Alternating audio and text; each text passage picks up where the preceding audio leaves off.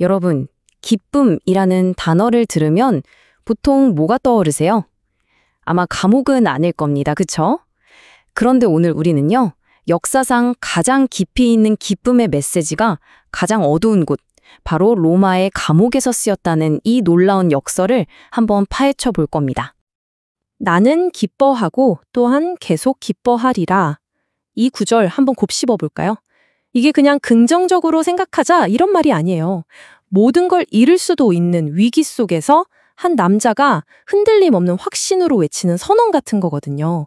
이 말이 어디서 나왔는지 알게 되면 와, 정말 더 놀랍습니다.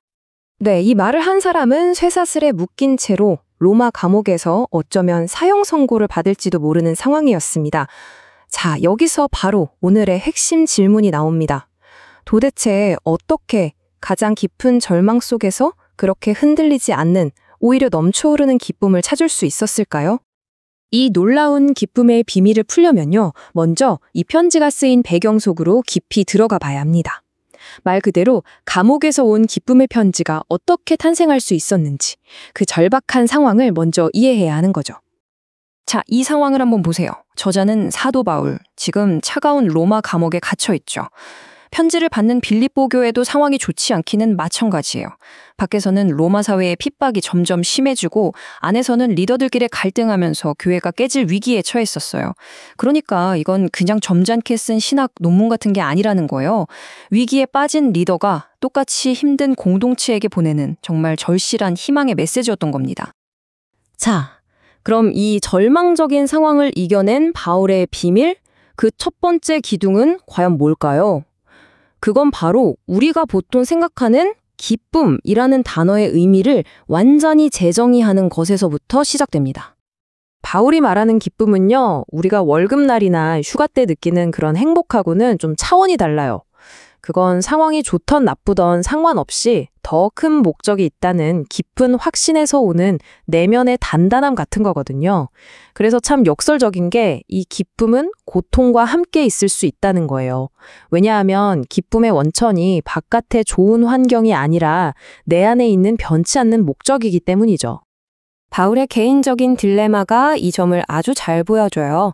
여기 양쪽을 한번 보실까요?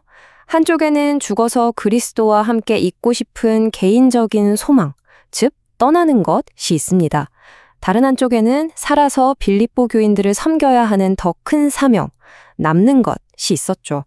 그런데 바울의 선택은 늘 후자였어요. 그의 삶의 중심이 자신의 안위나 행복이 아니라 더 위대한 사명에 있었기 때문입니다.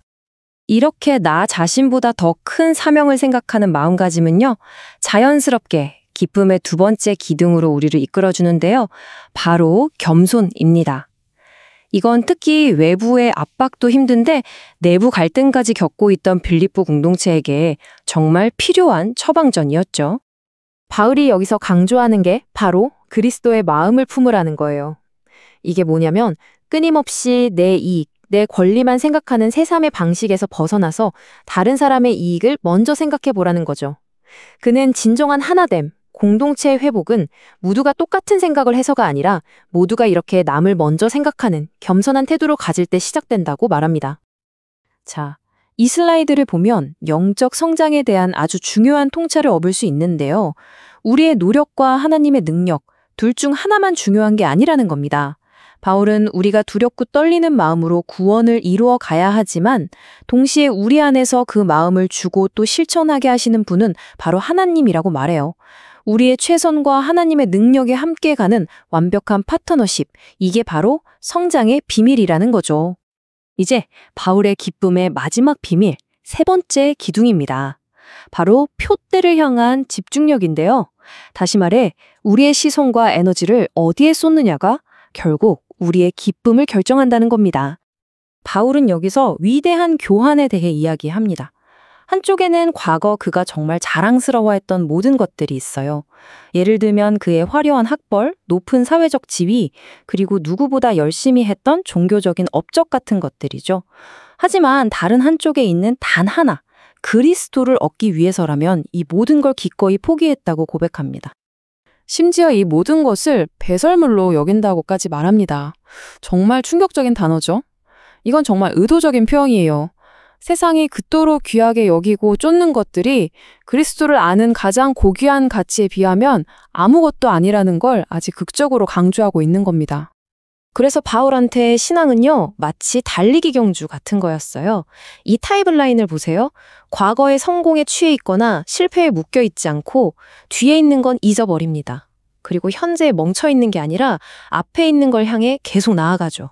그리고 최종 목표인 미래의 상을 바라보며 표대를 향해 달려가는 역동적인 여정. 이게 바로 바울의 삶이었던 거예요. 그렇다면 2000년 전 로마 감옥에서 쓰인 이 편지가 오늘날 끝없는 경쟁과 불안 속을 살아가는 우리에게는 과연 어떤 의미가 있을까요? 이 오래된 지혜를 우리 삶에 어떻게 적용해 볼 수 있을까요? 오늘 우리가 살펴본 세 가지 기둥은 다 연결되어 있습니다. 상황을 초월하는 회복력 있는 기쁨, 나만 생각하는 마음을 내려놓는 급진적 겸손, 그리고 과거가 아닌 미래를 향한 목적이 있는 집중.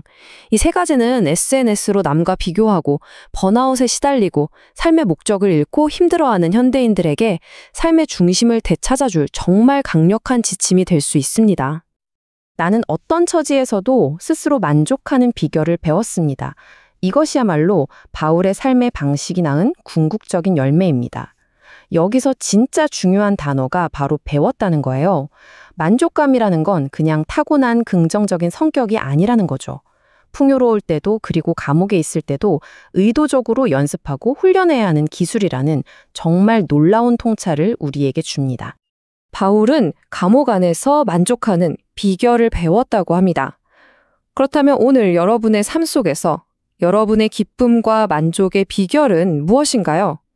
이 질문에 대한 답을 찾아가는 여정이 바로 여러분의 삶을 변화시키는 진짜 시작점이 될 수 있을 겁니다.